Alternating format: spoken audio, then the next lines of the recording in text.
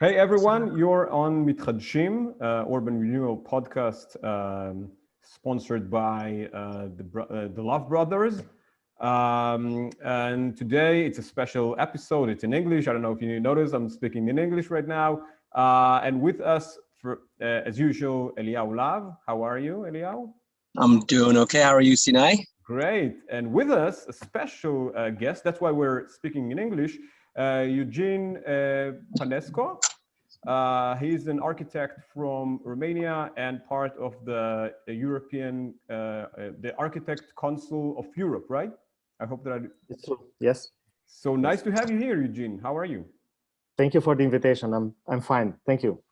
Nice Great. to see you. So today we're going to talk about like urban renewal in Europe, and just for the start, how does it work there in Europe? What are the main, I would say, issues that architects like you dealt with regarding urban renewal in Europe?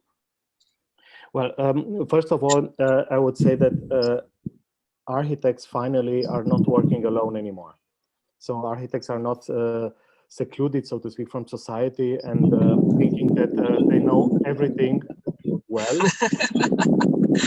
like it was for decades in a way. And for this topic, urban renewal or urban regeneration, architects are part of society again. And they are advising neighbors, politicians, and other professionals with their knowledge, and they learn a lot as well.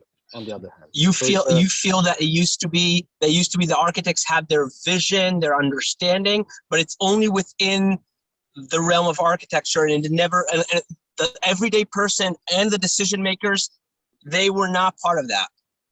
Well, in the end, not, because we are all children of modernism, so to speak. After the Charter of Athens, almost 100 years ago, everything was dealt in a superior way, so to speak, that cities had to be split after functions, and people should listen how everything should function, and changing city and transforming them aggressively was a part of society for so long. And finally, now in the last decades, it's time to come out of this paradigm and to look a little bit to the values, protecting the small interests, looking at communities a little bit more, not especially neighbors, and to see how this common interest in living together in a city is a little bit more than just the addition of all private interests. So are there any like guidelines regarding urban renewal in maybe not in entire Europe, maybe in the European Union or any? Sinai, do you mind if I ask? Sinai, do you mind if I ask a question? Go ahead. Yeah.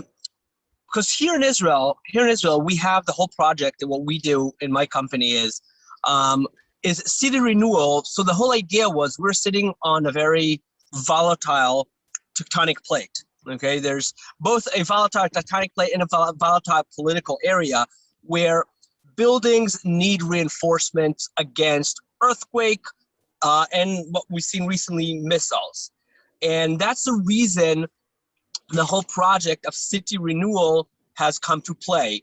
While a byproduct was providing more housing for families within the center of the cities where people actually want to live, but that's a byproduct. The whole idea started from the reinforcement. Why are you doing city renewal in Europe? What's the reason for that? Like, I want to get the background of this entire topic, the motivation. Yeah, this is actually a central question, the core question of urban renewal, because you have to ask all the time, why do you do it?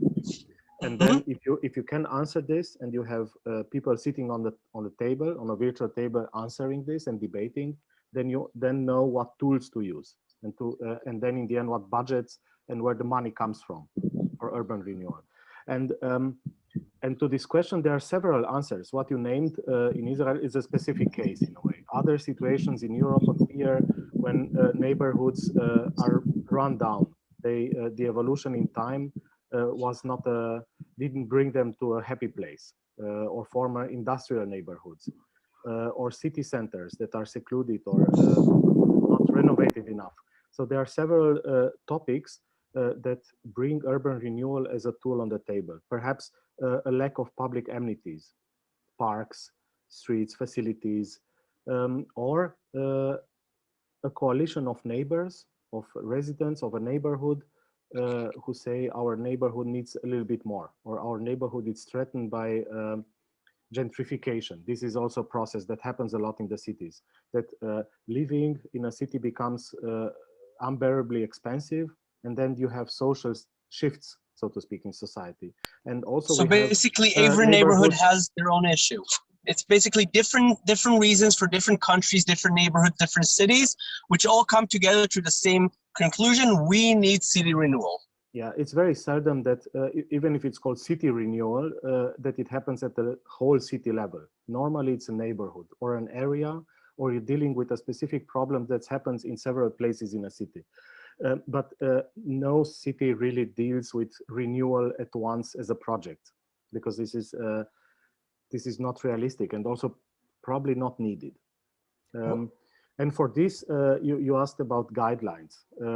There is no European guideline, so to speak, but there is an intense exchange of experience. The flow of knowledge, how does a city do it, or how does a country do it? It's rather more cities.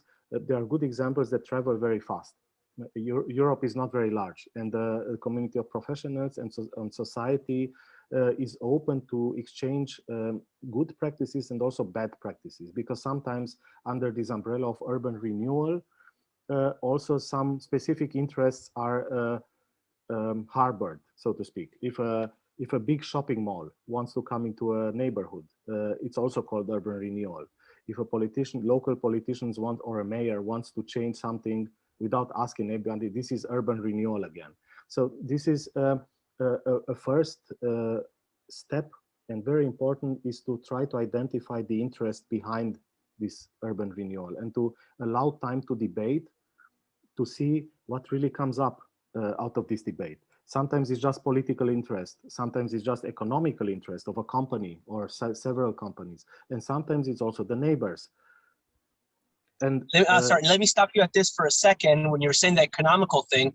So Israel, with a very Israeli ingenuity, the way we do our urban renewal, so what the country did is they gave building rights, extra building rights on a building, okay?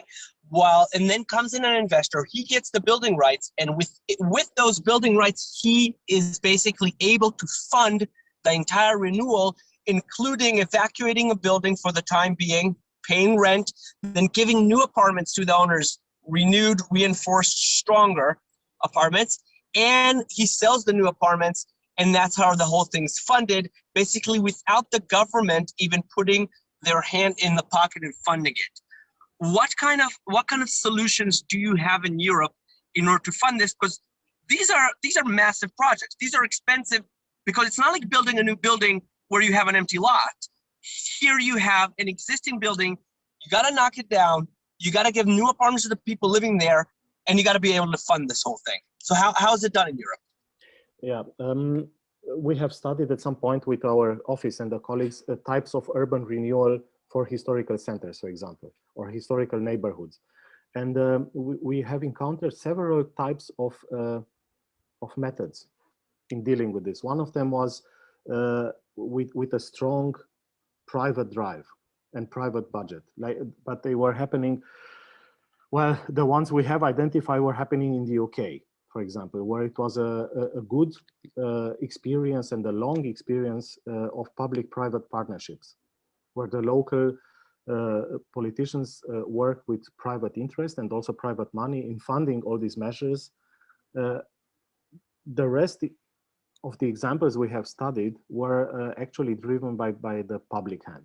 So this, I would say, and this is the vast majority of cases. So this type of operations or processes, because it's sometimes a concentrated process that it happens to buildings, like you say in Israel, this is clear, but sometimes it's a long years process of urban renewal that takes 10 years, 20 years, and implies that the local authorities, sometimes with national money, sometimes with European funds, are funding all these measures, but it's publicly run. I would say this is a key of the process, because then the responsibility of the local administrators, the local politicians, but also of the citizens implied into these areas and processes, it's stronger. And So the whole mechanism is more open and able to defend all types of interest. There are several characteristics of these processes. We can go into detail if you want.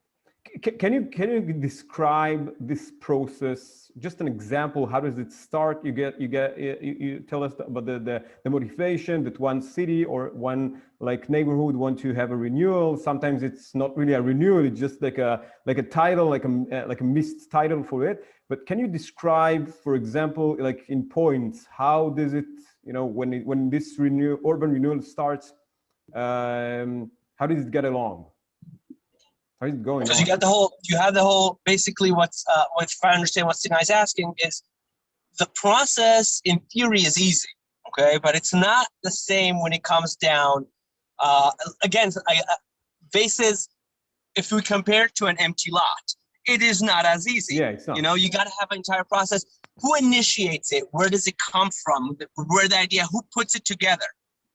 And also, if you can describe after this igniting the process, if you can like give us like some, I don't know, some phases during this the process from start to the end. Yeah. I'll get into this. So it's true, when you speak about it or you write about it or you read, it sounds like a good method somehow, but then in the practice it's never easy. This is clear, because you are dealing with a complex structures of interest, a social mix, economical interest, even small, not only large, and then also public responsibility who tries mostly sometimes to avoid problems. So and urban renewal is diving into the problems, in the middle of the problem, and try to solve them a little bit.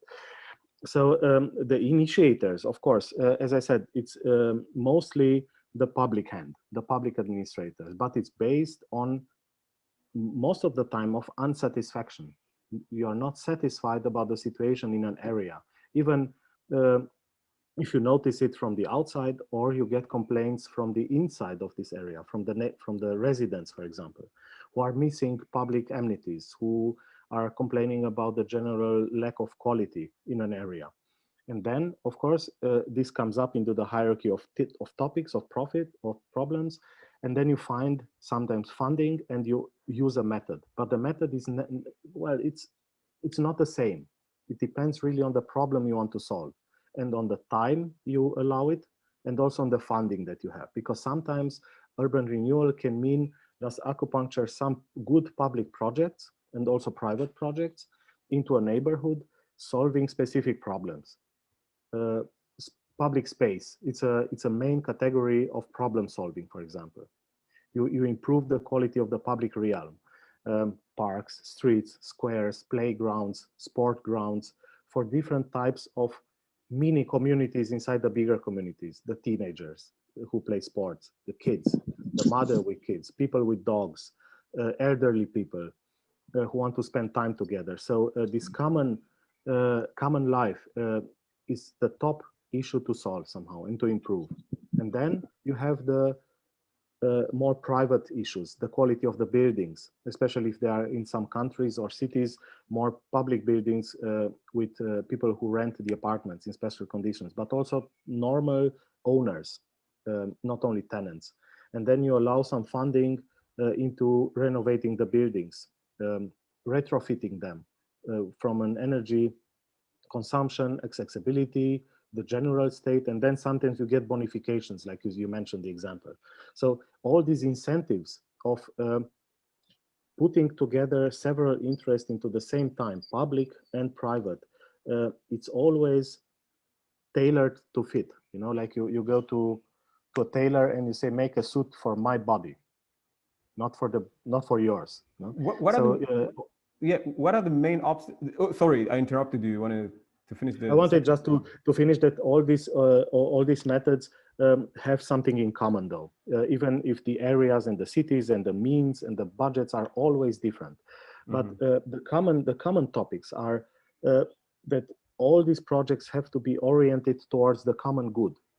You have to be able to describe it and to allow time to debate it, to see what's the common good, because otherwise you can be sure that you exclude some important interest.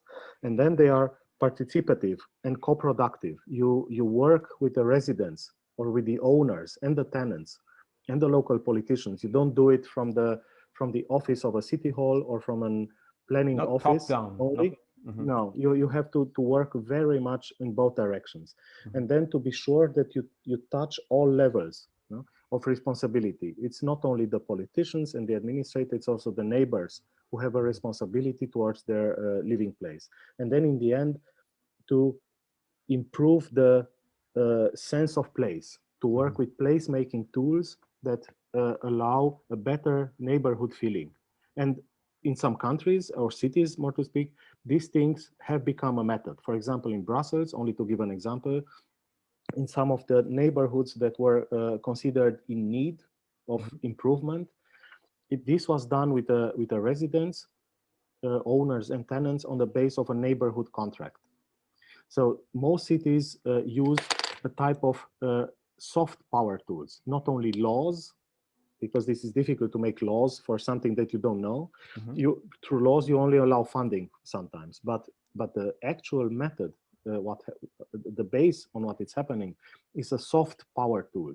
And this implies a transparent mix of public work, private work, and community work. I want to ask a very specific question. You mentioned laws. One of the major challenges we have here in Israel when it comes to that is obviously the owners, the people who live in a specific building. And for that, they implemented two different laws to a renovation of a specific building or compound. One is if it's a reinforcement of a building, you need 67% agreement, basically 2/3 of the building to agree, and then you can do the project. And if it's demolition and rebuild, it's 80%. But basically, when that happens, from the tenant, it's important to the owners, yes, the owners of the people who live, the owners of the apartments, which basically means by law in Israel, you can evict someone from his apartment even if it does not agree to the project, as long as his neighbors 2/3 or 80% depends on what program we're going by, even without his permission. Is that the same in Europe, or do you need 100% agreement for someone? And how is this an obstacle? Yeah, it is an obstacle to this type of issues. I am afraid I cannot really give a full image of Europe because it's so different. But for example, in Romania, we have an example in Bucharest. It's the capital city with seismic problems and also bad experiences in seismic adaptation. And this is really the point where this type of rules or processes are adapting to a situation, because it was 100% the need of agreement, and this was never met, not because people didn't want to, but because they couldn't afford. Because to reinforce a building, sometimes with the tenants in it, sometimes. But that was required. That it was required, like 100% agreement. Yes. Yes. Wow, this is like not much happened as well, and now they're changing the procedures, but it's not really. We could have told you that 15 years ago. We had that here, and we could have told you if you want 100, they would never receive 100% of people agreeing, even if it'd be the color of the staircase they don't agree on. Yes. For this, perhaps if you want to make a special episode of the podcast, I can also recommend you some more advised guests to speak about this particular situation of reinforcing buildings in a seismic area and how they can adapt, and we can perhaps exchange some results. So it's more about if I understand from you, it's more easy in a sense to renovate, to make an urban renewal in a public space, right? Because it's much easier in that sense. So what about, like, as Eliyahu mentioned, what happened like in residential areas? Are there any, like, I don't know, laws that can help you make this project happen? Actually, the law is a general framework, and sometimes it only allows for a specific type of funding. For example, you get funding for reinforcing buildings. So you get funding for public amenities, not only public space, but sport halls or schools or whatever it's needed to improve the social life in a neighborhood. But the rest, it's a local process, and this is, for example, one of the main conclusions, that it's acknowledging that the city renewal, it's actually a process. It's a transformation process of a neighborhood, and this is the main thing to focus on. Sometimes the results tend to come in time. You make the first improvements, and then you see that the private buildings, for example, tend to be renovated a little bit quicker, because the quality of living in these neighborhoods is rising.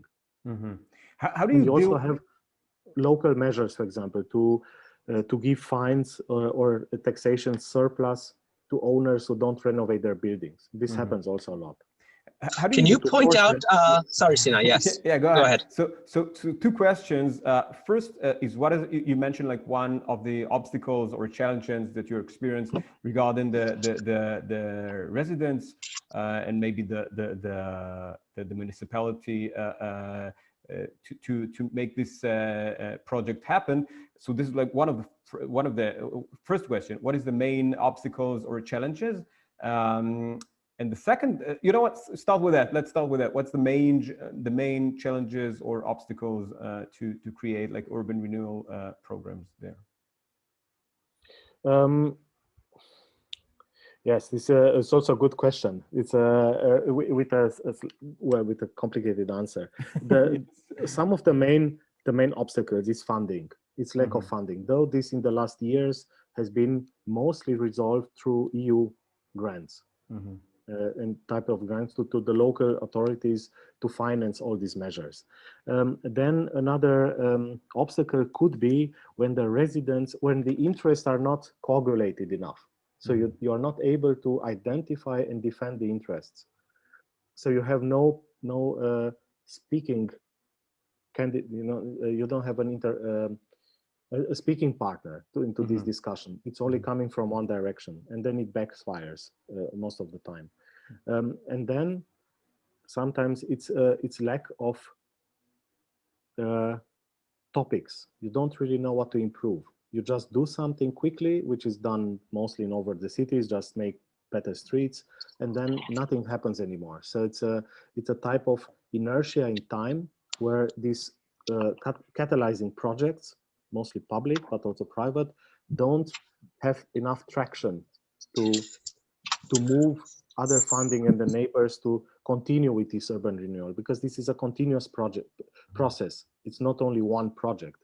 Of course, all the measures are translated to specific projects happening in specific places with budgets, with responsibilities. But then you use the first ones to create a traction, as I said, to continue the process, because it's a continuous and evolving thing. So that's connected to the second part of my question.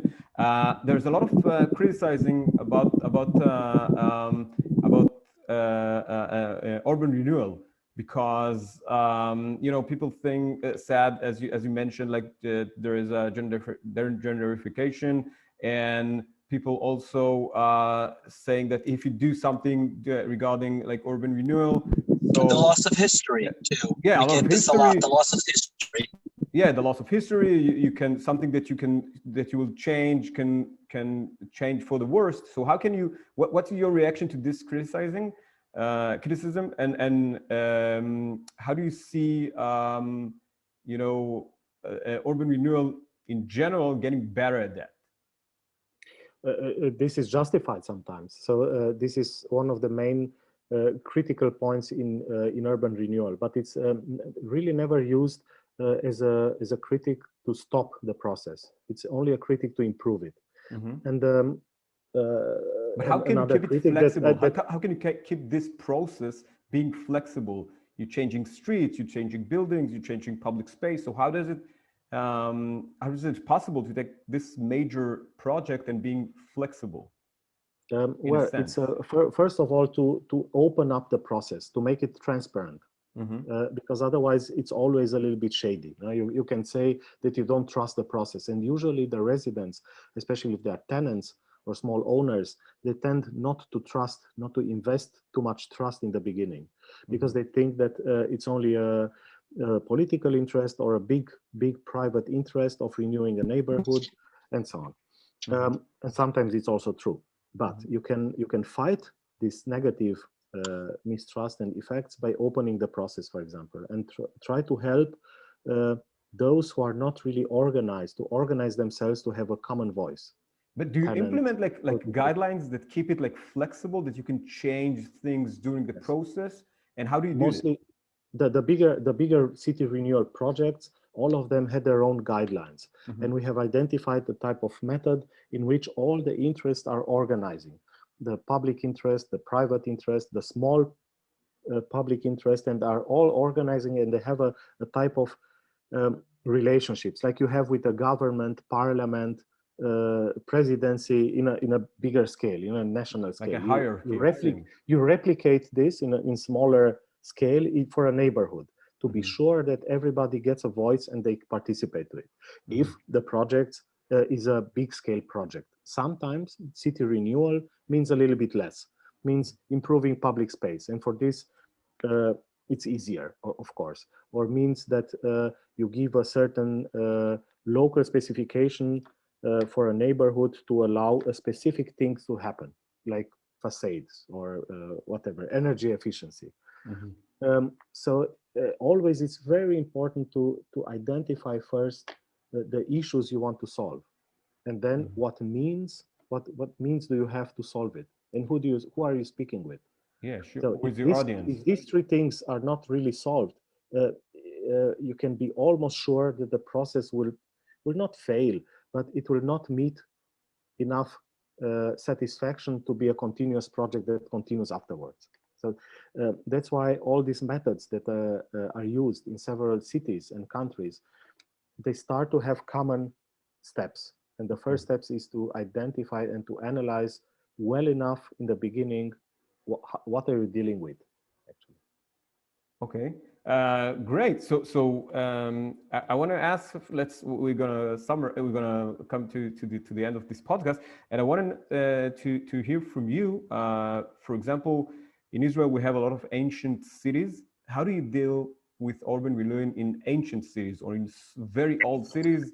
And if you can give us an example of like ancient cities in Europe that having this issues, to deal with even like archaeology areas and like preserved places. How do you deal with that? I would also want to ask, keep that question and add another one to it. Give us if you have an example of a neighborhood or a city that did it right, a place that you could point out and say, you know what, if everyone did it the way they did, we would actually renew a city. Okay. It's difficult to make tops like this, but I have an answer to it. Well, the urban heritage is a main issue in Europe and all over the world. But in Europe, urban heritage and built heritage is protected. And every country has a system of protecting historical heritage. Listed monuments, but also unlisted. And for this, you have anyway binding legal studies before to be sure that you know the potential and the values of an area. So I think it's the biggest danger of changing and losing the inheritance, the values. It's diminished. It's most of the cities in Europe, I think they are stable on this process. So when you start urban renewal in a historical neighborhood, you know in advance the values and the ones you must protect, and also the way to intervene in the rest, not to endanger it. So all the cities renewals are done in great respect of built heritage. This is something that binds Europe together, I think. On the other hand, if you must intervene in a historical neighborhood because it's of the social or economical issues that are there, or the lack of public amenities, then you have means of finding exactly the place where to invest some money, as I said, mostly public in most of the countries, to try to solve a problem. An example, for example, a city that did it was Malaga in Spain, the small cities. Sometimes the best examples come from medium or smaller cities, because there it's easier to deal it. If you say Paris, it's a little What bit more difficult. have been done correctly in Malaga? Why In is Malaga, this why is it a good example? They have worked a lot with the residents, and the residents were also immigrants, not only traditional, and they have opened up spaces, social spaces, where where the residents can meet and organize and try to speak about this problem. Another good example on this scale is Porto in Portugal. They have worked on a structure of facilities where people can meet, residents can meet and try to speak with each other and have a social contact with the authorities. Because the main obstacle is sometimes the lack of trust, not only the lack of means, but the lack of trust. And if you don't have trust, nobody really opens up, and everything is forced a little bit. To this, I would add also cities that have a high touristical flow, for example. This sometimes has negative effects as well. So you have to protect the residents, their businesses against the price rise, the eviction of houses to make these Airbnbs, which is a nice concept and a good thing to make tourism, but it's sometimes fatal for the local residents and the local businesses. So that's why this process never really stops. You have to amend it in time to be sure that it's fair, that it's diverse, it's creative, and it respects the solidarity of a neighborhood or of a city. But on the other hand, to allow social innovation. Social innovation is something that sounds perhaps a little bit unclear, but it's ways in which people cooperate of all levels and try to use some tools to try to overcome a small problem in their neighborhood. Sometimes planting a new tree in a square is a good example of dealing with all the interests, for renovating the social or bringing a neighborhood into a neighborhood that has none. I think that's a perfect title and a perfect ending for this. It's taking that city renovations has to come from bottom up, from a tree. People, like a tree. Yeah. Like a tree. Sometimes a single tree is exactly what the neighborhoods needs. You know, a city square where no one sits in because it's baking in the sun. You plant one tree in, and you can change the entire square. Yeah. Yes. So Eugen, thanks a lot. But just for the last question, and if you can make it like a super quick, do you see any trends that are emerging regarding like urban renewal, and where do you think that urban renewal in general is going? What is the future of urban renewal in general? I think in Europe, urban renewal is going towards a more integrative, open up process. So this is something that it's really present in all of the examples, even the bad ones. They have tried the same to try to open up, to allow all interests to participate into this process. And this is hard work. And needs a lot of time and organization. And I think one special tool that it's used, and it's very efficient into raising the responsibility level of the residents, is the participatory budgeting. I don't know if you have this in Israel, but it's allowing people to have a decision on how money is spent for a specific issue into their neighborhood, public money, most of it. The resident? Yes. Okay. Yes. And in some countries, they even deal with the money. They have to spend it. They have to manage the money. And it's done on several levels, from small amounts of money to plant a tree, like I said, or put a bench on, sometimes to higher amounts where people have the decision. So this is empowering residents to really deal with their neighborhood. The participatory budgeting is also a special example of urban renewal. Perhaps you're interested in it. It's for another episode of your podcast. for another episode. Yeah, so Eugen and Eliel, thanks a lot for this super interesting episode about urban renewal in Europe in general, and it's nice to have you here, Eugen. Thanks a lot for participating. It's been a pleasure. Thank you. My pleasure as well. Bye-bye. Bye.